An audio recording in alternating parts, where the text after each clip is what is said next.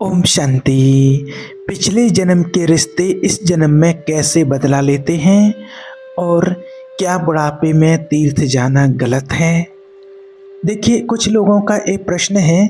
कुछ लोगों ने कमेंट किया है, एक दो लोगों ने कॉल पर भी बताया है कि आपने काफ़ी बार बोला है कि पिछले जन्म के रिश्ते हमें ढूंढ लेते हैं या वो बदला लेने के लिए आते हैं, या फिर हम अपने पेरेंट्स से खुद ही चुनते हैं। अपने पेरेंट्स चुन कर के आते हैं, अपने पार्टनर चुन कर के आते हैं, हमारे बच्चे हमें चुन कर के आते हैं, हमारे रिलेटिव हम चुन कर के आते हैं। और देखिए, कुछ लोग ऐसे भी होते हैं जिनसे हम अचानक से मिल कर के आ जाते हैं। कोई हमारे पिछले जन्म के किसी न किसी रूप से हमारे टच में रहते ही हैं। किसी से हमारा लेना होता है, किसी को देना होता है। अब क्या होता है, कुछ लोग हैं जो इस विषय में मानते नहीं हैं, और जब उनके घर में कोई रिलेटिव से या अपने पति पत्नी से कोई बहुत ही ज़्यादा गलत संबंध होते हैं, लड़ाई झगड़ा होने लगता है, तो वो समझ नहीं पाते हैं कि शायद ऐसा हो सकता है कि कुछ पिछले जन्म का लेन देन रह गया हो, या फिर वो लोग रोते हैं और फिर वो सब यही सवाल करते हैं कि आखिर मेरे साथ ऐसा क्यों हुआ। तो इसका जवाब देखिए, आपको बताते हैं कि आपने बैंक से अगर मान लीजिए लोन लिया, बैंक से लोन लिया, आपने 1 करोड़ का लोन ले लिया है, आपका अकाउंट वहाँ पर है, आपका सिग्नेचर वहाँ पर है। अब आपका कमिटमेंट है, जो भी है बैंक वालों ने जो जो भी मांगा, जैसे भी क्या कि 6 महीने या साल भर का, 10 साल में आपको उतारना है, चुकाना है और चुकाना है इस लोन को, आपने साइन करवा लिए। अब देखिए, आप ये बताइए, वहाँ पर एग्रीमेंट किसने किया है? वहाँ पर ना आपके हस्बैंड ने, ना आपने, मदर फादर ने, किसी ने नहीं किया है आपका एग्रीमेंट वहाँ पर। अब मान लीजिए आधा लोन आपने चुका पाया और आपकी अचानक से हो जाती है डेथ, फिजिकल डेथ, आत्मा की डेथ कभी नहीं होती है, चले गए अब वापस जहाँ से आए थे। अब क्या होता है, बैंक वाले क्या करेंगे? अब आपके नाम की जो प्रॉपर्टी है उसको सील करेंगे, क्योंकि लिया तो लोन आपने है। अगर नहीं है प्रॉपर्टी, आपकी नाम की कोई प्रॉपर्टी इतनी ऐसी नहीं है, तो क्या करेंगे? बैंक तो कुछ कर नहीं सकता है, कुछ नहीं कर सकता है बैंक उसके अंदर। अब एक बात आप याद रखिए, आपको देना तो है ना, आपने जो लिया है। अब लोन आपने धोखाधड़ी से लिया, आपके पास पैसा भी था, कई लोग ऐसा होता है कई बार।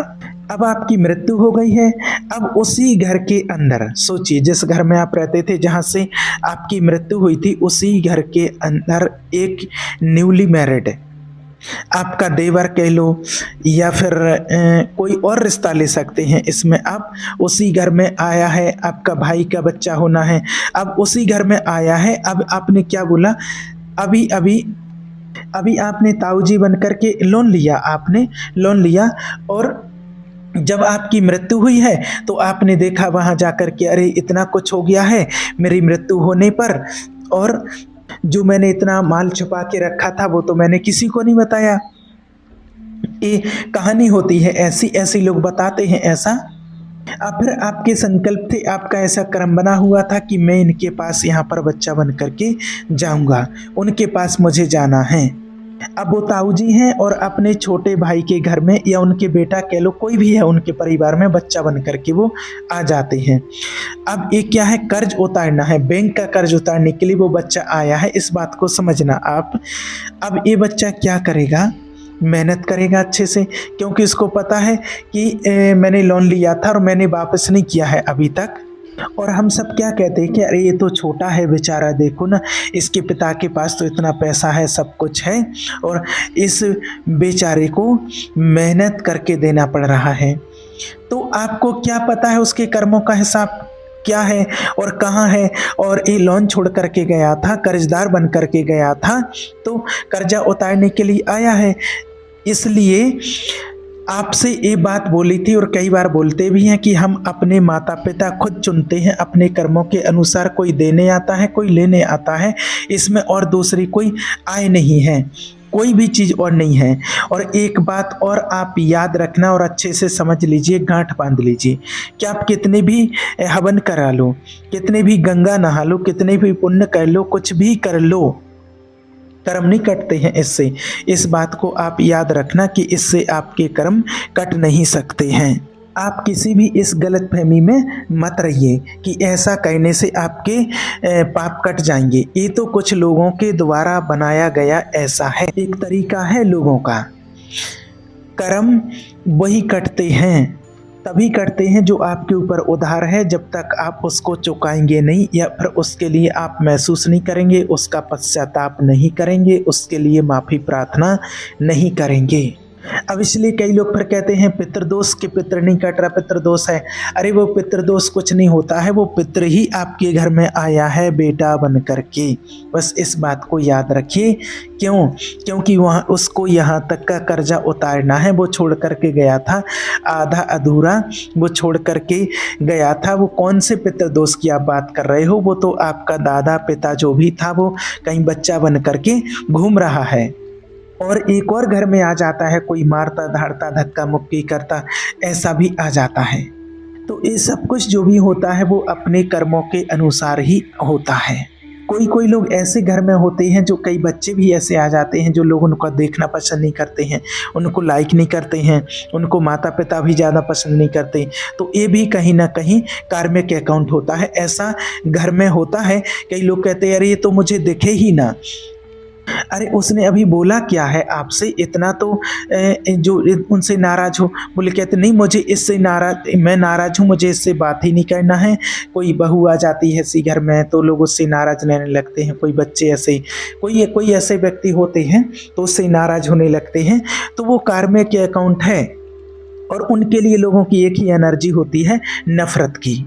और कई बार तो ऐसा होता है कि सामने वाला एकदम हाथ चपा के खड़ा है और अब बाहें भर के उसके गले लगाने के लिए उसको तैयार हो, लेकिन वो तैयार नहीं होता है आपके पास आने को। अगर ऐसा कुछ है तो आप समझ जाइए कि आपका कुछ लेन देन है, कुछ हिसाब किताब आपका पूर्व जन्म का ये है जो अभी आपको चुकता करना है। अब एक दूसरा प्रश्न, एक बहुत ही बड़ा मैटर है जो कुछ लोगों के मन में गलतफहमी का हो या कुछ भी, इसको आप समझ सकते हैं, जो लोगों के दिमाग में बसा हुआ है कि आप जवानी भर ऐश करो और बुढ़ापे में जा कर के तीर्थ करो, गधे घोड़े पर बैठो, खच्चर पे पहाड़ों पर यात्रा करो। और जो मंदिर हैं इतनी ऊंचाई पर हैं कि एक जवान वहाँ पर जाने में लड़खड़ा जाता है, वहाँ पर बूढ़े जाते हैं। जैसे आपने देखा अमरनाथ की यात्रा है, केदारनाथ की यात्रा है, चार धाम की यात्राएं जो होती हैं, तो वो ऐसे ऊंचे ऊंचे मंदिर बने हुए, ऐसी ऊंचाइयों पर, ऐसे अमरनाथ है, केदारनाथ जी के मंदिर इतने ऊंचाई पर बने हुए हैं, तो वहाँ पर अच्छे अच्छे जवान जाते हैं। वहाँ का कितना माइनस तापमान भी रहता है, तो बहुत लोगों की हालत ख़राब हो जाती है। और वहाँ पर बूढ़े बूढ़े लोग जाते हैं और सोचते हैं वहाँ जा कर के कि अब जो किया सो किया और वहाँ पहुँच गया तो मोक्ष पा लिया है। बस लोग ये सोचते हैं कि जीवन भर के जो पाप किए वो सब कुछ कट गए, मोक्ष पा लिया है। तो जो लोग ऐसी मनसा लेकर के जाते हैं कि बुढ़ापे में तीर्थ करेंगे, तो सच में क्या उनके कर्म कट जाते हैं? कोई लोग ऐसा पूछते हैं। तो देखिए आपको बताएं कि अगर आप किसी का मर्डर कर करके आ जाओ, मर्डर किया है आपने किसी का और आपको पकड़ लिया पुलिस ने, अब आपने वकील भी कर लिया, अब जाएंगे जज के पास। अब मान लीजिए कि जज वो पहाड़ है, माना वो मंदिर बना हुआ है ऊंचाई पर, इतना ऊंचाई पर जहाँ पर आप जा रहे हैं मान लीजिए, तो क्या जज आपको माफ़ करेगा? जो आपने मर्डर कर दिया है और आप माना जज के सामने कोर्ट में पेश हो जाते हैं, क्या जज आपको माफ़ कर देगा? इतना ज़रूर है, अगर आप ज़्यादा कुछ सोर्स लगा लेते हो तो जज आपको फांसी की बजाय उम्र कैद दे देगा। इस बात को समझना। लेकिन कर्मों से कभी ऐसा हुआ कि गंगा जा कर के नहा लें और कर्म कट जाएं? ऐसा कभी हुआ है क्या? अगर ऐसा होता तो आप खुद प्रैक्टिकल देख लीजिए कि जो भीष्म पितामह थे वो किसके पुत्र थे? गंगा पुत्र भीष्म कहे जाते थे, वो गंगा के पुत्र थे। और अगर गंगा में स्नान करने से अगर पाप कटते होते तो वो तो गंगा पुत्र ही थे। उनको वाणों की सैया पर क्यों लेटना पड़ा? उनको अपने कर्मों का भोग चुकाना पड़ा, कर्म चुकतू कहना पड़ा, इसलिए वो बाणों की सैया पर लेटे हुए थे। तो आज के इंसान इतने अनजान बने हुए हैं कि जो गंगा पुत्र थे उन्हें तो अपना कर्जा चुकाने के लिए बाणों की सैया पर लेटना पड़ा। और आज यहाँ के इंसान पाप करके सोचते हैं कि हम गंगा में स्नान करने जाएंगे और हमारे पाप कट जाएंगे। ये तो लोगों की गलत फहमियाँ होती हैं। बस हाँ, कोई बच्चा होगा जैसे, तो उसको तो भक्ति करने नहीं देंगे, भजन ध्यान भगवान का मेडिटेशन सत्संग कुछ करने नहीं देंगे। बस लोग की यही गलतफहमी रहती है कि जब बूढ़े हो जाएंगे, वृद्ध हो जाएंगे, तो जा कर के भगवान का ध्यान कर लेंगे। लेकिन आपको एक बात बता दें, कोई बच्चा अगर देखिए पाठ पूजा करने लगे तो लोग क्या कहने लगते, उससे माता पिता ही कहने लगते, अरे अभी क्या तेरी ये उम्र है कुछ ये पाठ पूजा करने की, अरे भक्ति करना हो तो बुढ़ापे में करना। लेकिन आज आपको एक बात पूछना चाहते हैं, मान लीजिए एक फूल है, आप एक ताज़ा फूल लाए हैं पेड़ से अभी तोड़ करके, और एक आपके पास 2 दिन पुराना मुरझाया हुआ फूल रखा हुआ है। अब आप भगवान के पास जाओगे तो भगवान को कौन सा फूल चढ़ाओगे आप बताइए? ताज़ा फूल चढ़ाओगे आप या मुरझाया हुआ फूल चढ़ाओगे? तो हर कोई ताज़ा फूल ही चढ़ाता है ना, मुरझाया हुआ तो कोई नहीं चढ़ाता। तो यही कहानी है ना, अरे फूल चढ़ाना है तो ताजे में चढ़ाओ, यानी कि जवानी में भगवान के पास जाओ, भगवान को याद करो कि तेरे दर पर आया हूँ। और ये माता पिता ही बहुत मिसगाइड करते हैं बच्चों को। अगर उसकी रजा में चलनी है तो अपनी बाहें उसको पकड़ा दो, अपना हाथ भगवान को थमा दो, खुद ना पकड़ो कभी भी, खुद पकड़ोगे तो गिर जाओगे। इस बात को ध्यान में रखिए।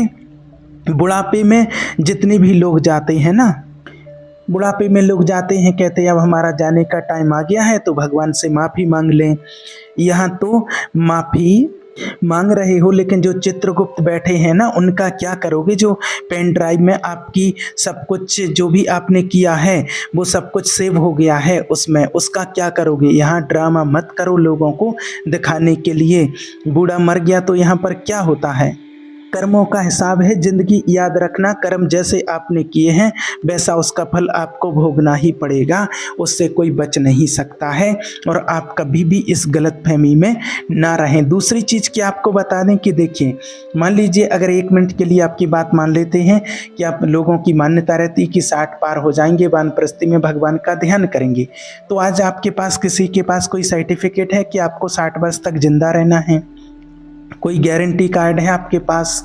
आप अभी भजन पूजन पाठ पूजा ध्यान मेडिटेशन ज्ञान ध्यान कुछ नहीं कर रहे हैं, 60 वर्ष का इंतजार कर रहे हैं। आज आप देख रहे हैं कि यंग एज में कितने लोग चले जा रहे हैं, तो वो फिर क्या करेंगे? जो 60 तक पहुंच ही नहीं रहे हैं तो क्या करेंगे?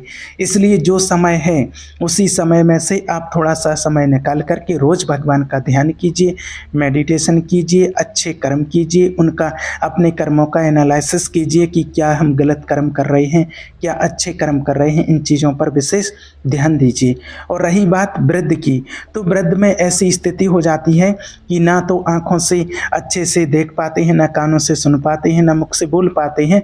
तो ऐसी स्थिति में तो अपने बच्चे खुद के पसंद नहीं करते हैं हमें, तो भगवान क्या पसंद करेगा? इसलिए जो समय रहा हुआ है अभी, आपको ये नहीं कहते 24 घंटे मंदिर में बैठे रहो, मेडिटेशन करते रहो, ध्यान करते रहो, नहीं।